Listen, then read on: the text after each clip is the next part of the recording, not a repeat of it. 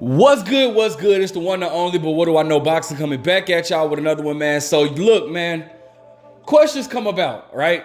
Obviously, the big news has been here. We've heard what's going on with Showtime. Showtime is no longer doing anything as far as comeback or as far as sports in general. They're getting out of the sports market or whatnot. So, and that's an unfortunate event, right? So it looks like their last broadcast will be, I think, December, and then they're stepping out of the sports business or whatever.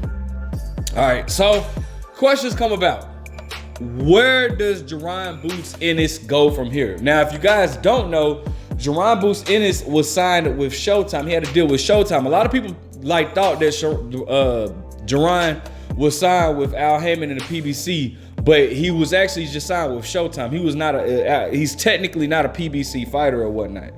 Now, I do believe that Jaron Boots Ennis, well, I think everybody can see that he's a top talent. We all know that he's definitely at the top of the list when it comes to the newer generation, as far as, like, especially in the welterweight division, right? Possibly a future pound for pound star. Who knows? But he has options, right? Because he's a hot commodity. So I say that to say that I'm pretty sure he can manage a deal with anyone he goes to or chooses to go to. But I want to go ahead and lay out the options for him right now. Obviously, the top big stars, or the top big, I don't want to say promoter, because PBC is technically not like Al Heyman's not a promoter. He's an advisor. But I'm gonna say the top businesses. There we go. The top businesses would be obviously the PBC, Top Rank, Golden Boy, or Matchroom, right? All right, Eddie Hearn having Matchroom, OG Bob Arum having Top Rank, De La Hoya, Golden Boy, and then Al Heyman and PBC, right? Now, here's the thing though, right, it's a catch-22 with the top two options that I feel like he should go with. It's a catch-22, all right? So I'm gonna go ahead and eliminate two of the options that I feel like wouldn't best suit Jaron Boots Ennis, just because of circumstances, right? And I'll explain, all right? Number one of the guys that I don't feel like he should go to is Eddie Hearn and Matchroom, right? And here's my reason. Eddie Hearn, I'm not so sure that, like, Eddie Hearn has did a great job with Anthony Joshua. He made a star in Anthony Joshua. I'll take that away. However, I'm not so sure he knows how to market or build an American fighter, because the American market and the UK market are different, right? So I'm not so sure he knows how to build an American star. And he's still young in the game, Eddie Hearn. He's still young in the game. As a matter of fact, I want to say he's the youngest out of everybody we speaking on, between De La Hoya, obviously Bob Arum and Al Heyman. But so he still had, and obviously he takes after his father. His father was a promoter as well. But I don't know if he knows how to exactly build an American star. We haven't seen it yet, but it's not to say that it won't happen, because Eddie Hearn is a smart guy or whatnot. I just don't know if I would tap into Matchroom as of right now. All right. The other option that I wouldn't want, I don't think that Jaron Ennis should go to, is Golden Boy, right? Now, while we have to give Oscar De La Hoya full credit for him creating a star in Canelo Alvarez, I'm not so sure Golden Boy would know how to build a black fighter, right? And of course, I know, a lot of you haters, oh man, everything has to be about race. Well, sorry, but that is the true case in this situation.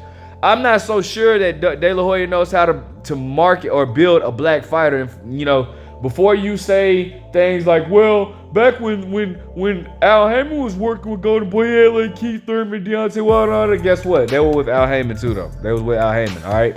So I don't think that I'm not so sure if I was Jaron Boots Ennis, I'm not so sure. I wouldn't really necessarily go to Golden Boy nor Matchroom. Now, that leaves Top Rank in the PBC. All right. Now, here's the kicker, right? Nobody has created more stars than Bob Arum out of this list that I've just named, right? Between Eddie Hearn, De La Hoya, Bob Arum, and Al Heyman, nobody has created more stars than Al Heyman. Than Bob Arum. All right, think about it. Golden Boy, who is a top promoter now, started his career with Bob Arum. All right, Bob Arum has produced some of the biggest fighters that we have known in boxing that definitely that we talk about in today's time. All right, let's think about it. Bob Arum has started off with Floyd Mayweather. He started Oscar De La Hoya, Miguel Cotto, Juan Manuel Marquez, Manny Pacquiao, coming in Antonio Margarito. Sorry, but you know he a cheat. Who else? Let me see some more big names that Top Rank has. Terrence Crawford, Shakur Stevenson. These are the newer guys. But Bob Arum has created stars, man. Stars. Did he work with Nonito Donaire? I want to say, somebody correct me in the comment section if I'm wrong, but I want to say Nonito Donaire. But Bob Arum has created some of the biggest stars in boxing, right? So I said that to say Top Rank knows how to move fighters and to make them stars. So I wouldn't be mad if Jaron Boots Ennis goes to Top Rank because, again, Top Rank knows how to make stars, bro. They know how to do that. Now, Jaron Boots Ennis is somewhat already he's not a star, but he's definitely a hot commodity in the sport of boxing, especially in the welterweight division, right? Now, the reason now here's the kicker though. Going to Top Rank, that'll be great. You'll be active, all that'll be great. But this is why PBC should be on the top of his list as well, because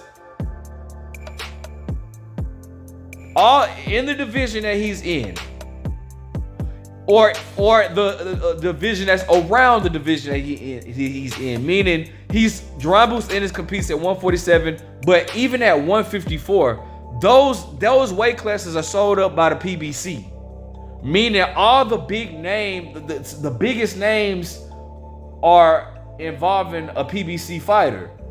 So you have Keith Thurman, you have Errol Spence, Terrence Crawford, who I don't want necessarily affiliate him with the PBC, but he is on a deal with the PBC, I think. You got at 154 Jamel Charlo, Tim Tszyu, all these big names, the biggest names in these divisions are with the PBC. So while you would want these big fights, you would want to sign with the PBC, but however, the problem is when you sign with the PBC, you're not going to be that active. And that's where it kind of, bump heads at, because it's like, bro, you're not going to be that active with the PBC. You're going to be fighting once every 8, 9, 10 months to a year. You know what I'm saying? And that's not really good. When you have a young fighter that's up and coming, that wants to make a statement, that wants to be active, fighting once a year or once every 9 months or 8 months or once every 2, that's not good for your career when you want to stay active. So it's a catch-22 when it comes to the PBC. I mean, yeah, you're gonna get some big name, possibly, because it's not a fact that you're gonna get these big names, but you are gonna get some. It's possible that you can be in a mix with these big names, but it's also possible that you're not gonna be fighting that often. So I don't know, man. That's he. I think that he has a choice to make. If I was him personally, I don't know. I mean, because like I said, PBC, they have the big names, but fighting once a year, that's not cool.